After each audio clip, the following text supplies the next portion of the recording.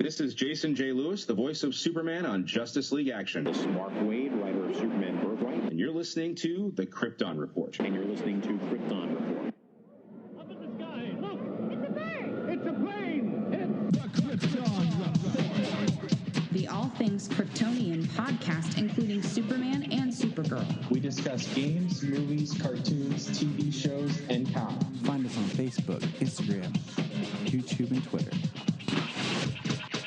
Hey guys, if you're enjoying this podcast, just want to say you should check out some of the other podcasts that Southgate has to offer, especially if you're really into comics like we are. Check out Capes and Lunatics, where sometimes you'll find me when I'm not too busy saving the world. Nuff Said, Super Connectivity. Capes and Lunatics even has the Sidekicks episode as well. Check out those feeds as well as Titans Talk to get all your DC comic needs. Or Marvel. They're there too. If you're an Amazon shopper, just remember you can go to southgatemediagroup.com. There's a portal, log into Amazon, and you'll shop into your account just regular, but it also helps keep Southgate running. Welcome to the Krypton Report.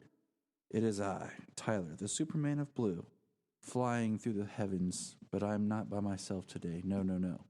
Actually, I'm really never by myself anymore, so I don't even know why I say that. Like, I started saying that because sometimes I had to be by myself, but that's been like 2 years. Yeah, 2 years now. So, anyways, that beautiful voice you're hearing from the group. Hard habit to break. Yeah.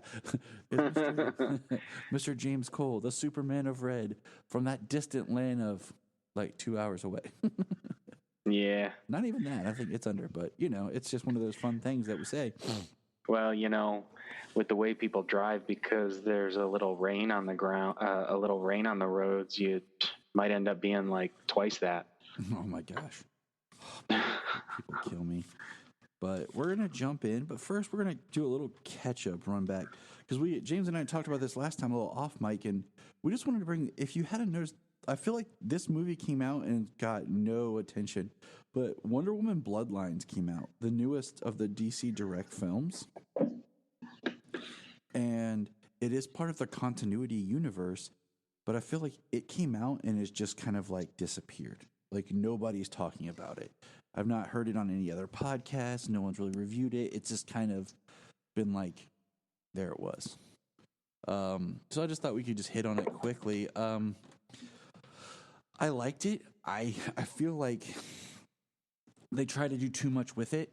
They really, I think, force some stuff in it. It's kind of an interesting movie because it takes place before Justice League War.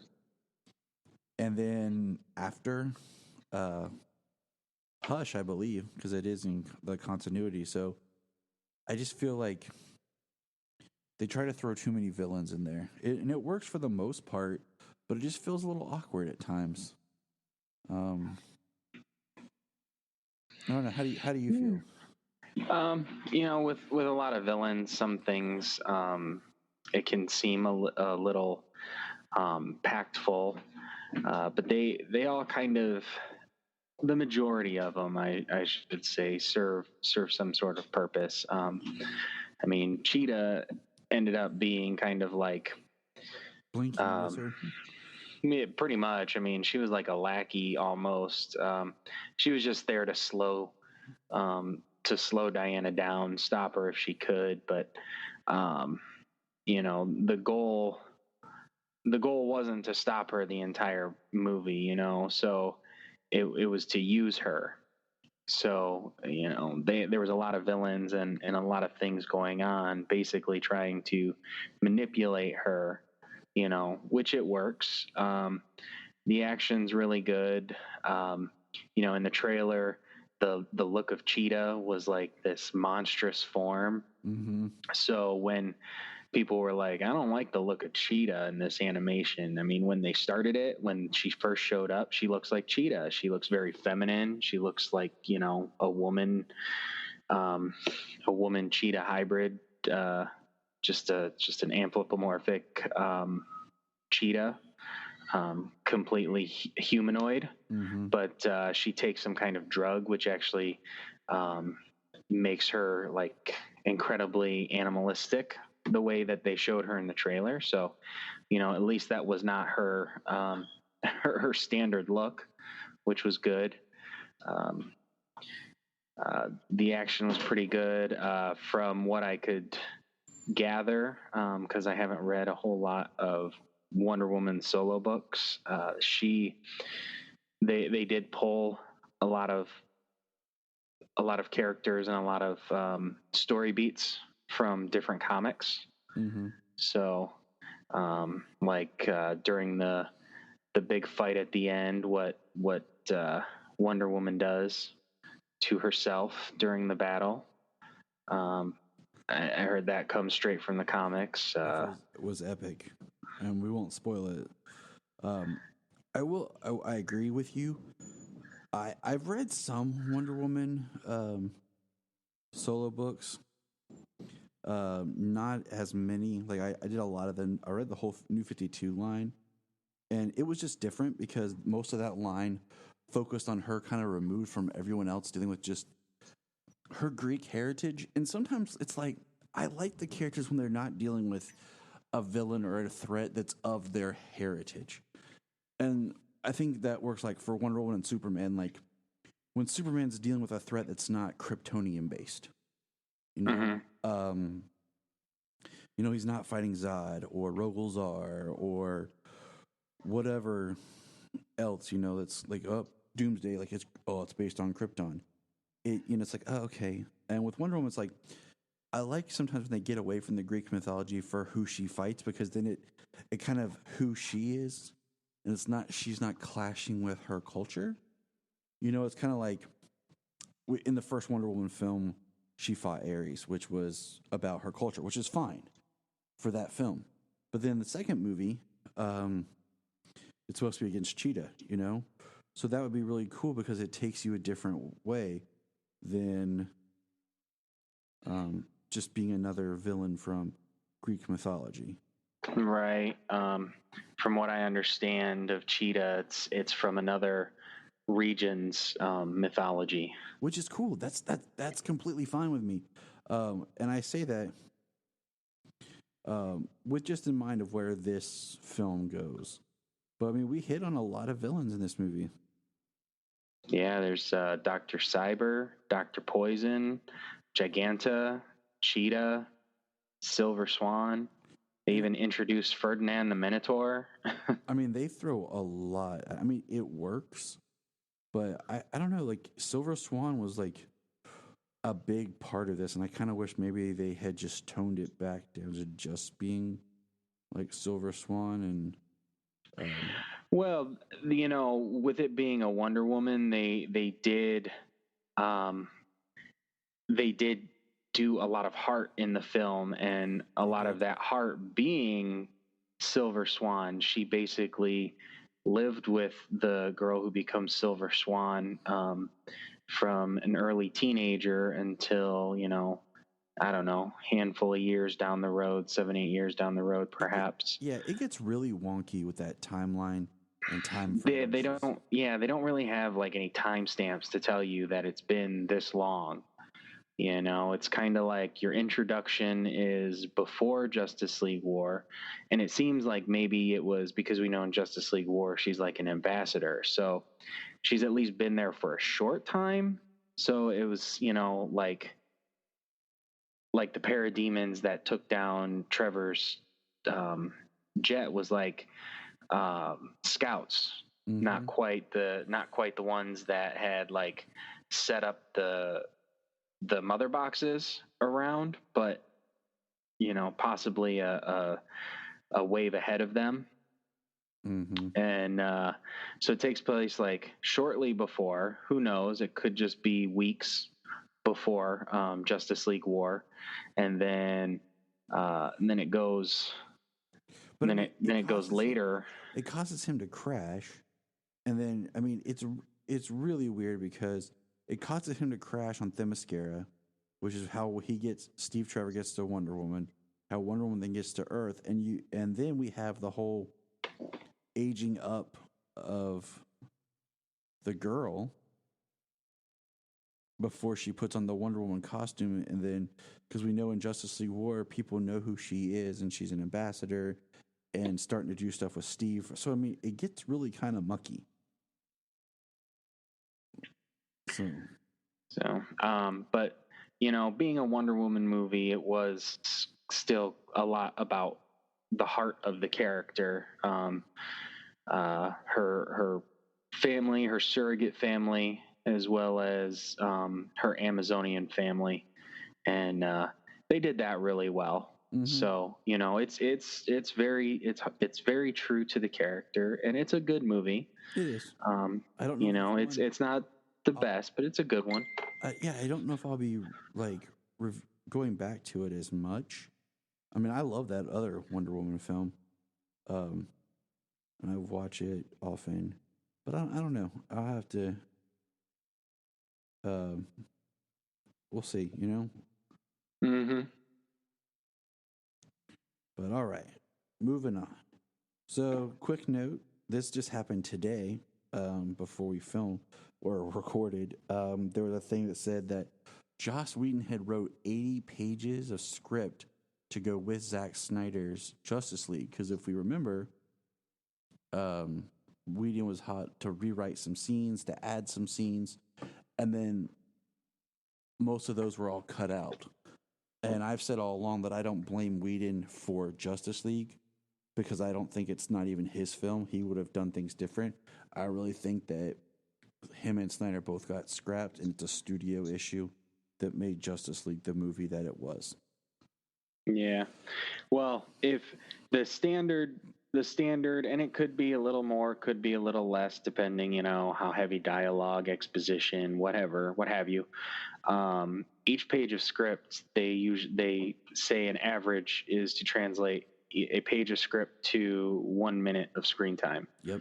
So if he had 80 pages that they used, if they shot all 80 pages, that's 80 minutes out of a 119-minute film. There's 39 minutes of the film that was Zack Snyder's. 39 minutes of the film. That is not enough to be considered a Zack Snyder film. Like, legally, yeah, that is not enough film to have Zack Snyder's name as the credited director. Yeah. So it's just one of those things where there's a lot that happened that we don't even know about. And the way that it's stated, it's like he wrote pages for the script that they didn't even use. Like, there was supposed to be more they filmed and didn't use. But there was more. Right. Well, he was brought in to do a job. We know, morphed into something more than what he was brought in to do. Right. Well, they were trying to morph Justice League from the moment of BVS's release. They were already working on Justice League when BVS was released, and they were already trying to morph it because of critical reviews. Even though the movie made over $800 million at the box office, okay, no slouch of a film, but because it didn't hit the $1 billion mark, and the fact that it was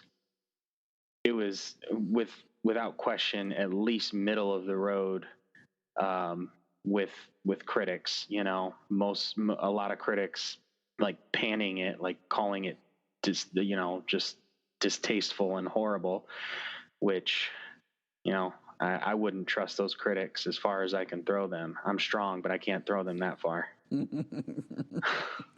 I mean, he ain't lying. He is strong. But,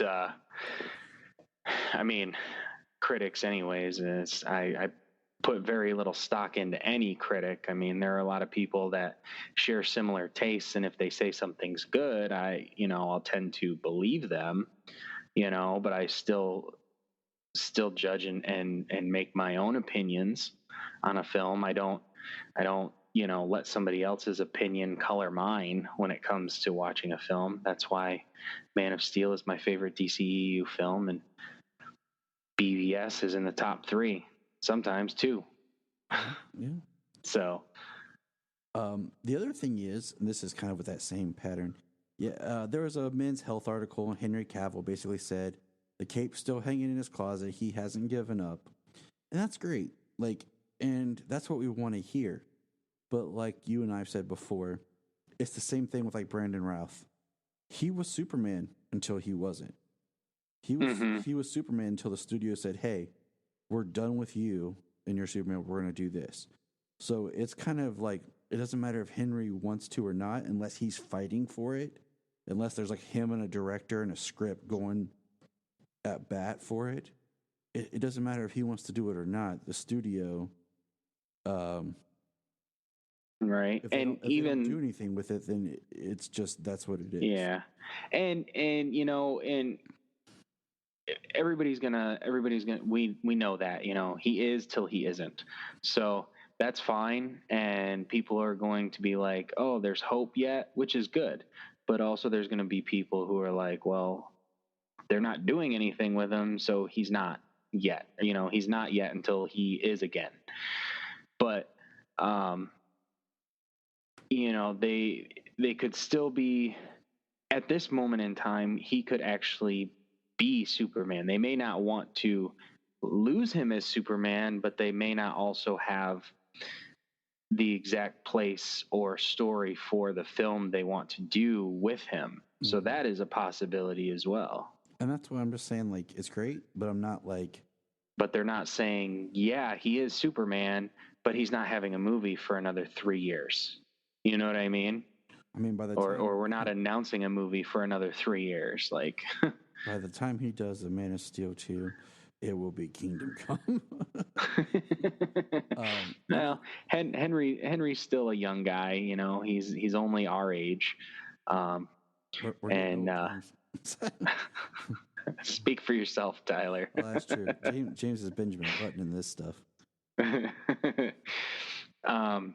Yeah, I got gray going on, but it's just a distinguished look. That's all. It's true. It is true. But so yeah, I mean, you know, he takes care of himself. Like I said, I mean, I'm hopeful until he's not. So until they say he's not, I'm just hoping that he is, and they just don't have it yet because they want a little bit of distance from the middle of the ground reviews of Man of Steel and BVS, and then the box office flop that was Justice League, which was executives' fault in the first place. You know, give him a little distance before they use him again. You know, build up a world around it, and then Superman can pop up anywhere and everybody will always be like, yeah.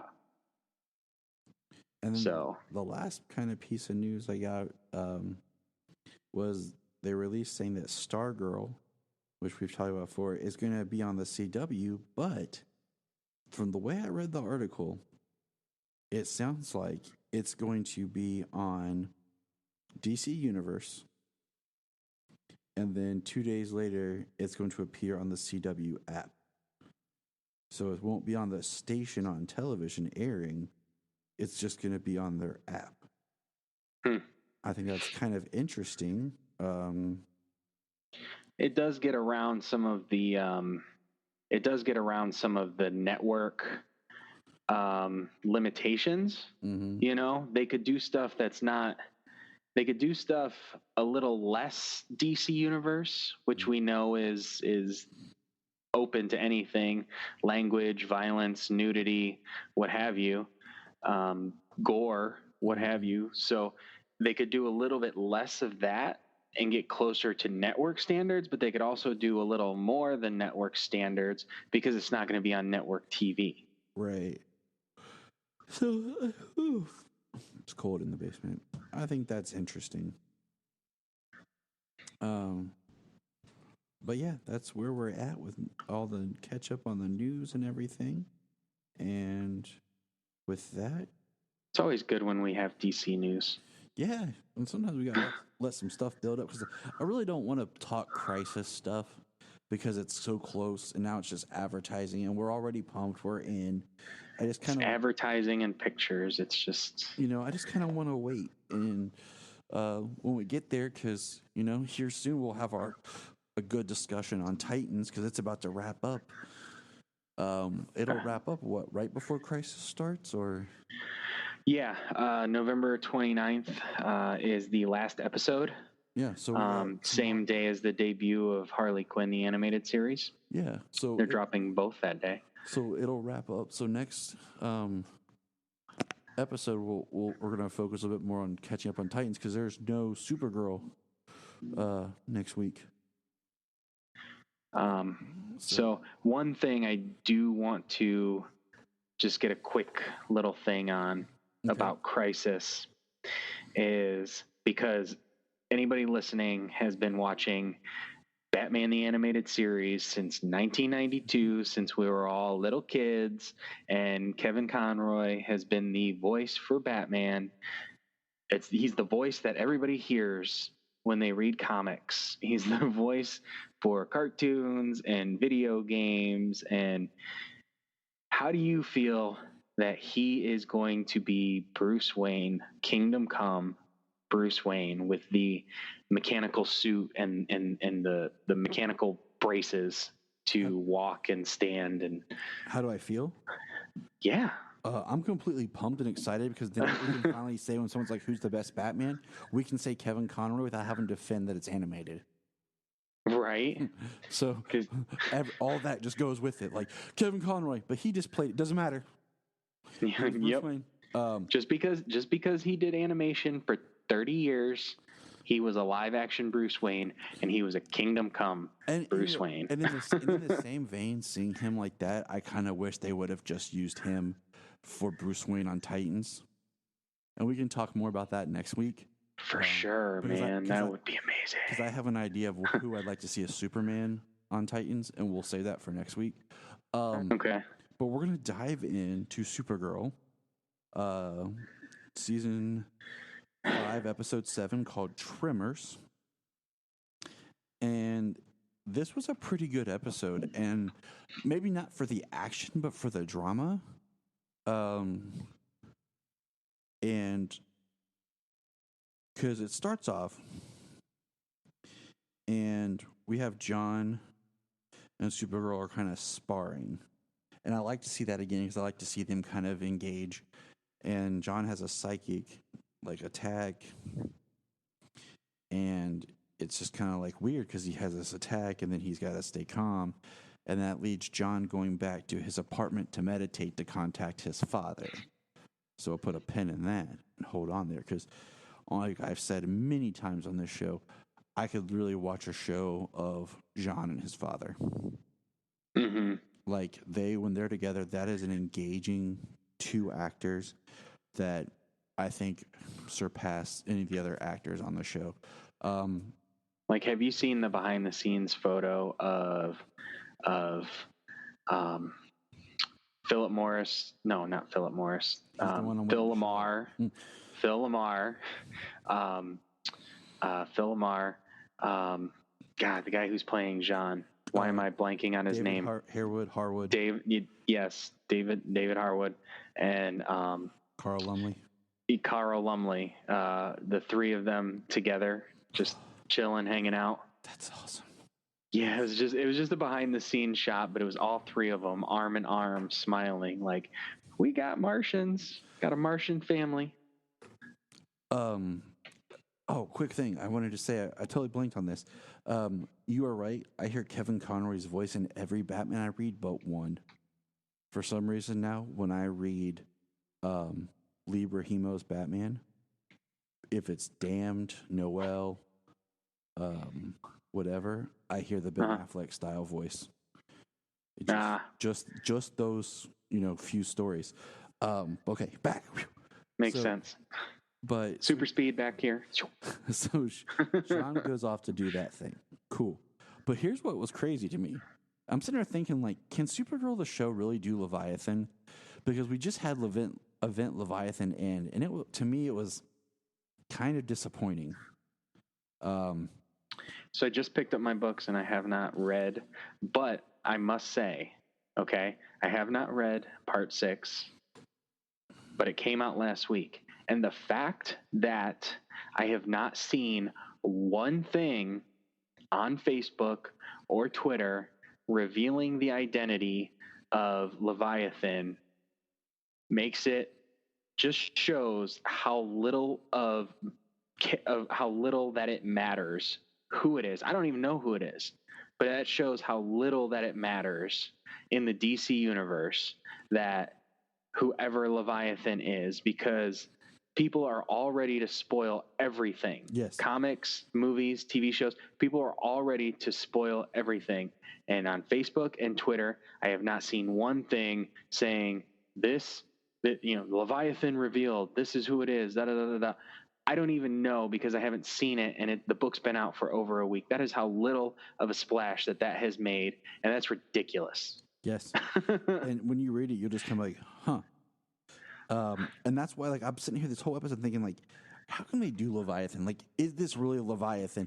And it just seems like it's just Leviathan in name only. Like, it was just a name they used to be like, oh, and in a way, I kind of like where this is kind of going with Leviathan, more so than what the book did. But we find out, and this is where it gets crazy, is old lady Leviathan, as I was calling her, we found her name's Margot.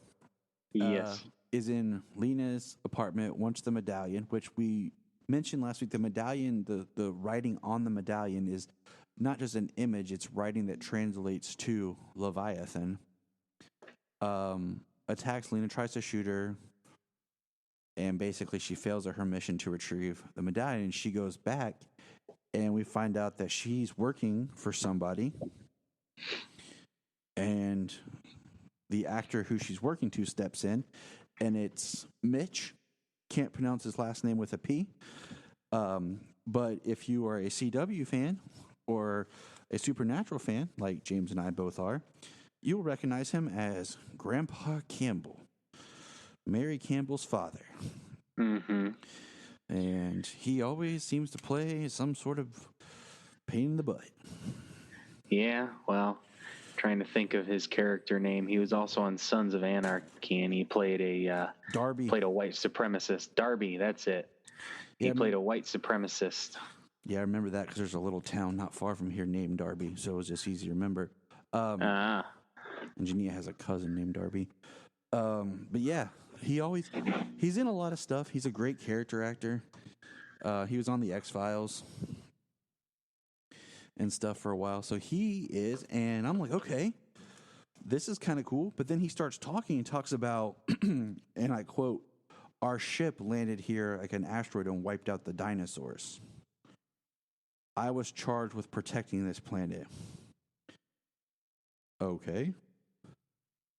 And he is called Ramakhan, and he's been here throughout history. We find out. So I was like, yeah, lots of different things. Volcanoes that wiped out civilizations. Noah's flood. Flood. Yeah. Earthquakes. Yeah. Because what happens is he says, I'll do it myself. And he attacks Lena when she's doing this speech. And she has Supergirl there to protect her. And Supergirl unloads her heat vision. And it does nothing. It shoots through him, and then he heals, and they start calling him an earthbender, which I thought was kind of interesting. But have you ever heard of this character before? Like, I didn't look him up because I just watched the episode today before we recorded, so I didn't have time to really like research and look up Ramakhan. The name sounds familiar, but I do not have a lot of knowledge. Ramakhan. And see, that's how I feel. But then Khan is just another name for like a king or a lord. Like, he's a fictional character in DC Comics universe. Earliest appearance is 1004 BC, with no information given about his exact birth date in the land of Atlantis. He became the joint ruler of Atlantis. 21st century Ramakhan appeared in Juniper as its elemental defender. Well, he broke Wonder Woman's lasso of truth, resulting in resulting in reality unraveling as the nature of existence began to be defined by the belief rather than truth. And doesn't that sound like a really big, powerful character that I don't feel like we're really touching on? No, like not to spoil or jump ahead right now, but the way that this episode goes, and the fact that we have one more episode before Crisis, really makes me feel like when we get back from Crisis, this is going to be a bit of a different show. Like there's going to be things adjusted through Crisis for the back half of this season. Right. It says Ramakant's abilities are largely based on his birthplace, Jaharnapur. With the aid of magic, Ramakant can turn a handful of its soil into fire, granite, or wine. Khan is also super strong, immortal, and is a great magician. Khan! Now we got Shatner. Because, they said it was a sister planet to Krypton. Of course it was. So they decide that they need a weapon that's powerful enough to kill Kryptonians. They talk about Lexes. And, Superman's got some of those saved in the Fortress of Solitude. And Kara decides to take Lena with her to the fortress. And jumping back to Jean, ends up meditating and gets a really great scene with Maren. And basically is told, it's a powerful scene, but he needs to open his mind and soul up to his brother completely and lay himself before his brother so his brother can feel everything and know everything. The only way to heal Malefic, because Maren reveals to John that Malefic's not in the Phantom Zone, that he's just across town, and that he's a prisoner. And he doesn't tell Jean who has him imprisoned. He says, you can figure that on your own, which I think is, really interesting. And he presents Jean with this chance to save his brother. Yeah, which is kind of cool. I mean, he goes to his brother. His brother's dead set on killing him, and then he telepathically touches him, feels all the pain and remorse and love and everything else, and then they embrace. Right. So if you think about it, the big revelation of Leviathan basically being led by Ramakant as this organization that I don't even know, because half of it doesn't make sense, like why What's-Her-Face was working for Leviathan. Now that it's turning out to be more of an alien type thing. And then, plot thread 2, Malefic kind of seems resolved because him and John have this moment of forgiveness and brother, how'd I wrote it? Brother to meet brothers bond. And so they're kind of together. So, so that's kind of resolved, which takes us back to the fortress, where Kara and Lena are together. We find out that Superman had the fortress programmed to recognize and attack anyone that recognized Luthor DNA. So it goes into the L protocol to attack Lena. It does also say that the computer defenses also does say that she has kryptonite and she has his teleportation watch or whatever, which she denies and fully lies about it. And Kara just goes with her. Yeah, she frees her, she shuts down the defenses, and Lena reprograms the fortress to attack her. How did she do it so easily?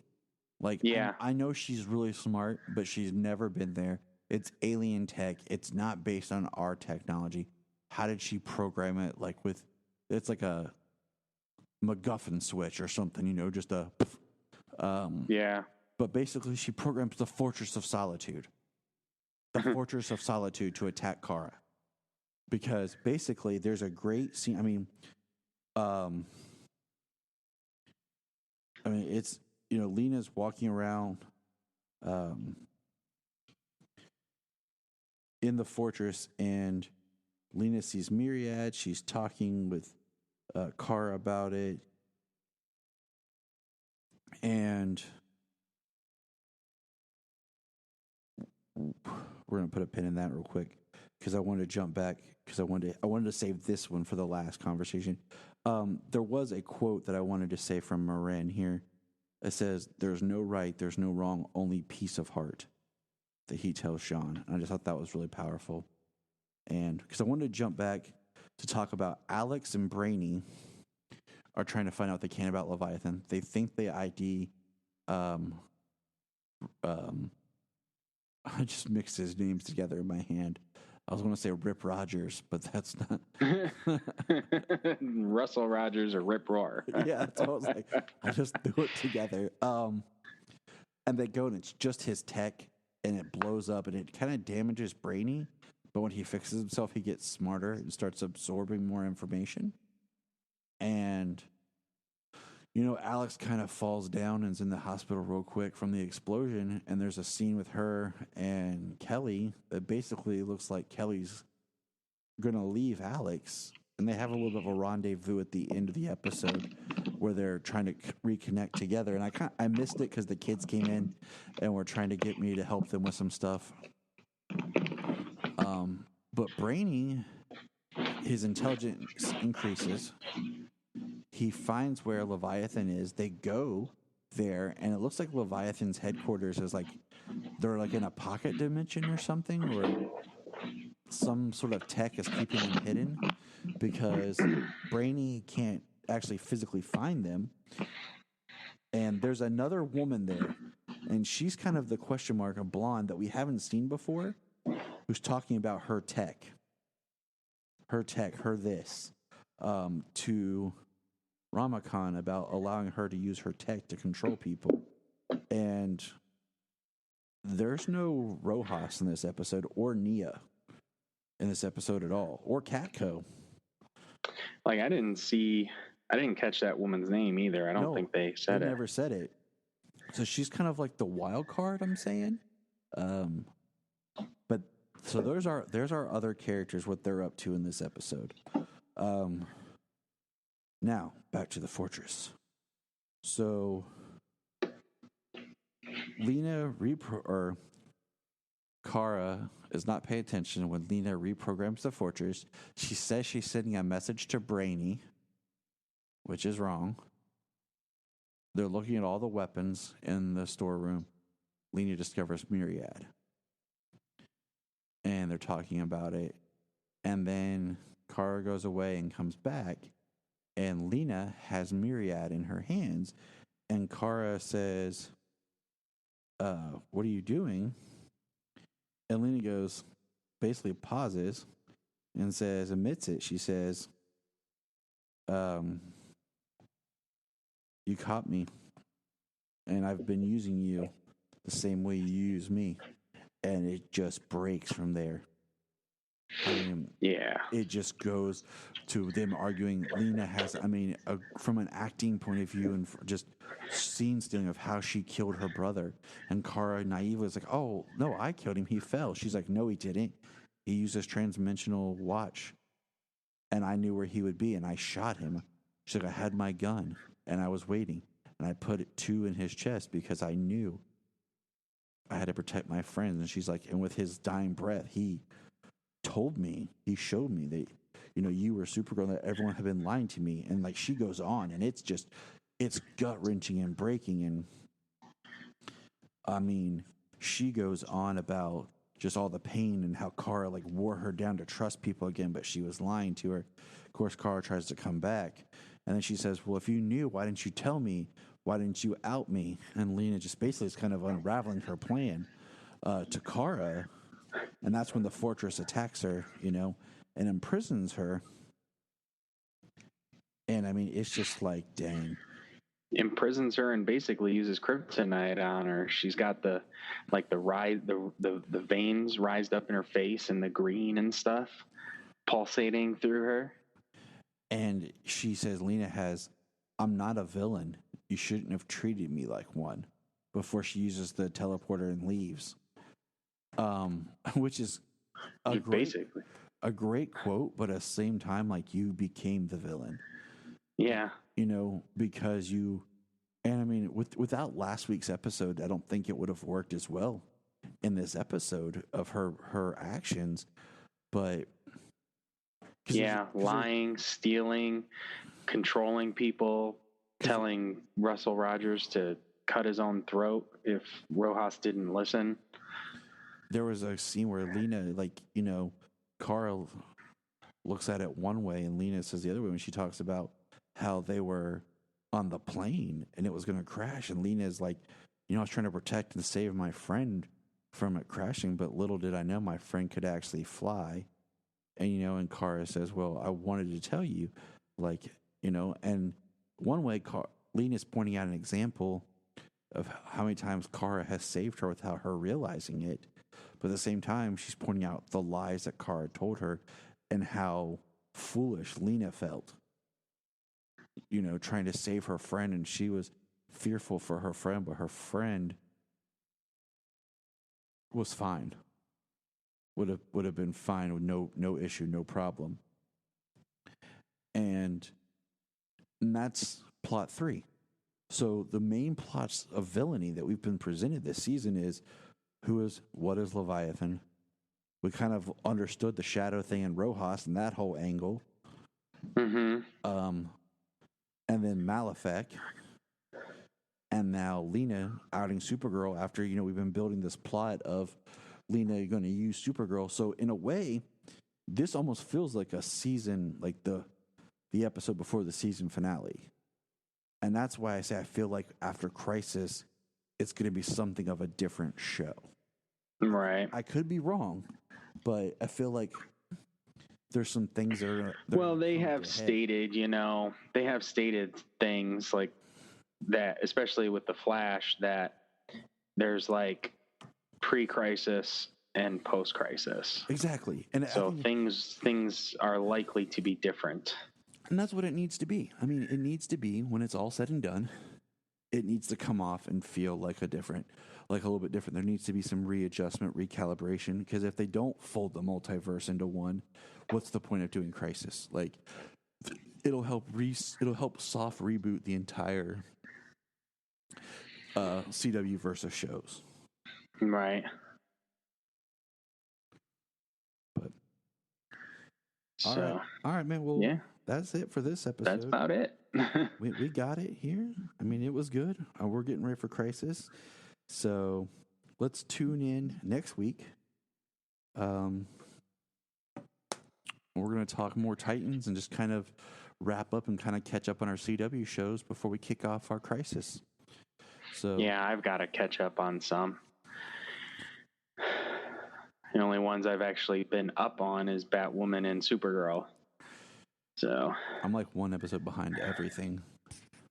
So I am two episodes behind on Black Lightning, probably 4 episodes behind on Flash and Arrow.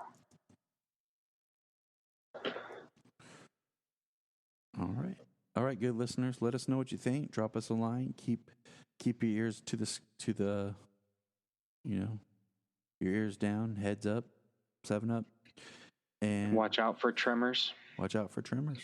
Never know when, you know, Ramakhan's gonna destroy civilization.